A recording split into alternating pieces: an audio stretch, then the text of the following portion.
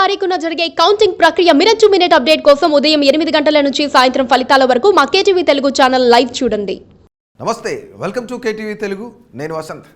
ఆంధ్రులు తెలివైన వారు లేకపోతే తెలంగాణకు పాలన చేత కాదు లాంటి పెద్ద పెద్ద మాటలు మాట్లాడారు కొంతమంది.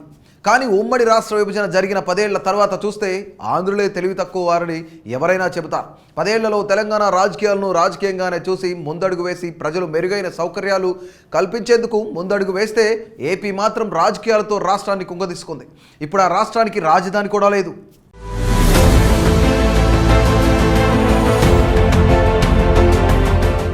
ఉమ్మడి ఆంధ్రప్రదేశ్లో తెలంగాణ ప్రజలు తెలంగాణ ప్రత్యేక రాష్ట్రం కోసం పోరాడారు. సీమాంధ్ర ప్రజలు అసలు సమైక్యాంధ్ర కోసం పోరాడారు. గతంలో ఉద్యమం జరిగినప్పుడు జయాంధ్ర పోరాటం చేశారు. కానీ ఈసారి మాత్రం సమైక్యంగా ఉండాలని పోరాడారు. అయితే పెరుగుతున్న ప్రాంతీయ ఆంక్షల కారణంగా రాష్ట్రాన్ని సమైక్యంగా ఉంచడం సాధ్యం కావడం లేదంటూ అప్పటి యూపీఏ ప్రభుత్వం తెలంగాణ ఏర్పాటు చేసింది. రాష్ట్ర విభజన తరువాత ఆంధ్రప్రదేశ్ అనేక సవాళ్లను ఎదుర్కొంది. అవశేష ఆంధ్రప్రదేశ్గా మిగిలింది. ఈ క్రమంలో 10 ఏళ్లలో 2 ప్రభుత్వాలు వేరువేరు పార్టీలని ఏర్పడడం, 2 ప్రభుత్వాల తీరు భిన్నమైనవి కావడంతో ఏపీ పూర్తిగా చితికిపోయిందని అనుకోవచ్చు. మొదటగా బాధ్యతలు చేపట్టిన తెలుగుదేశం ప్రభుత్వం ఏపీకి అమరావతిని రాజధానిగా నిర్ణయించింది. ఓ కొత్త మోడల్తో అభివృద్ధి ప్రస్థానాన్ని ప్రారంభించాలని అనుకుంది. 10 ఏళ్లలో చంద్రబాబు పోలవరం ప్రాజెక్టుతో పాటు అమరావతిని సమాంతరంగా నిర్మిస్తూ ముందుకెళ్లాలి అనుకున్నారు. కానీ 5 ఏళ్లకే ప్రజలు వేరే విధంగా ఆలోచించారు. చంద్రబాబుకు ఘోర పరాజయాన్ని ఇచ్చి జగన్మోహన్ రెడ్డి చేతుల్లో రాష్ట్రాన్ని పెట్టారు. అయితే జగన్ ప్రాధాన్యతలన్నీ కూడాను వేరుగా ఉన్నాయి. ఆయన పూర్తిగా సంక్షేమాన్ని మాత్రమే నమ్ముకున్నారు. బటన్ నొక్కి పథకాలకే ప్రాధాన్యం ఇచ్చారు. ఫలితంగా ఏపీ 5 ఏళ్ల కిందట ఎలా ఉందో అక్కడే ఆగిపోయింది. రాజధానిగా అసెంబ్లీలో ఏకగ్రీవంగా అమరావతిని ఖరారు చేసినప్పటికీ అలా అంగీకరించిన వారే తర్వాత 3 రాజధానుల పేరుతో మడమ తిప్పేయడంతో రాజధాని పరిస్థితి గందరగోళంలో పడిపోయింది. అమరావతి పేరుతో రైతుల వద్ద నుంచి భూములు సేకరించకపోయి ఉన్నట్లయితే జగన్ ఎక్కడ రాజధాని కావాలంటే అక్కడ ఏర్పాటు చేసుకుని ఉండేవారు.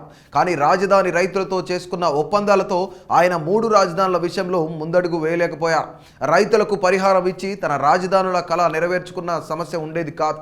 కానీ అలా కూడా చేయలేదు. ఫలితంగా ఏపీకి రాజధాని లేదు. పోలవరం ప్రాజెక్టు విషయంలోనూ అంతే. నవయుగ సంస్థ శరవేగంగా నిర్మిస్తున్న ప్రాజెక్టును తాను రాగానే రివర్స్ టెండరింగ్ పేరుతో మెగా సంస్థకు కట్టబెట్టడంతో ప్రాజెక్టు నిర్మాణం ఆగిపోయింది. నిర్మాణం అసలు ముందుకు సాగలేదు. ఫలితంగా కొత్త సమస్యలు వచ్చాయి. R&R సంగతి తేలడం లేదు. ఫలితంగా తాము అధికారంలోకి వస్తే 2 ఏళ్లలో పూర్తి చేస్తామని చెప్పిన ప్రాజెక్టును మరోసారి ఎన్నికలకు వెళుతూ వచ్చే 5 ఏళ్లలో పూర్తి చేస్తామని చెప్పాల్సిన పరిస్థితి వచ్చింది. మొదటి 5 ఏళ్లు ఆశాజనకంగా ఉన్న అమరావతి, పోలవరం తర్వాత 5 ఏళ్లు పడకేశాయి. ఈ విషయంలో ఏపీ పూర్తి స్థాయిలో వెనుకబడిపోయింది. విభజనతో ఏపీ వ్యవసాయ ఆధారిత రాష్ట్రంగా మారింది. పరిశ్రమలు పెద్దగా లేవు. మొదటి 5 ఏళ్లు తెలుగుదేశం హయాంలో సీఎం చంద్రబాబు పరిశ్రమల్ని ఆకర్షించేందుకు విస్తృత ప్రయత్నాలు చేశారు.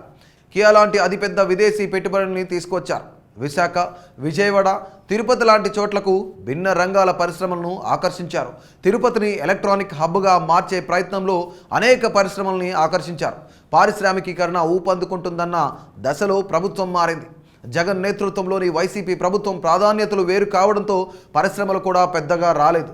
గత 5 ఏళ్లలో ఏపీకి వచ్చిన పరిశ్రమలు, ఉద్యోగ అవకాశాలు లేవు. అలాగే విద్య కోసం కూడా విద్యార్థులు పెద్ద ఎత్తున పొరుగు రాష్ట్రాలకు తరలిపోతున్నారు. ఇంటర్ వరకు ఏపీలో చదువుకున్న పై స్థాయి అవకాశాల కోసం పొరుగు రాష్ట్రాలకు వెళ్ళిపోతున్నారు. విభజన తర్వాత తమ రాష్ట్రాన్ని గాడిన పడేసుకోవడానికి రాష్ట్రం కేంద్రంగా రాజకీయాలు చేయాల్సిన పార్టీలు గాడి తప్పాయి. ఫలితంగా ఏపీ వెనుకబడిపోయింది. విభజన చట్టంలోని హామీలను తెలంగాణతో పోలిస్తే ఏపీ ఎక్కువ సాధించింది. ఈ వివరాలను మరో వీడియోలో తెలుసుకుందాం. సో ఇలాంటి మరిన్ని ఇంట్రెస్టింగ్ అప్డేట్స్ కోసం మా కేటీవీ తెలుగును సబ్స్క్రైబ్ చేయండి.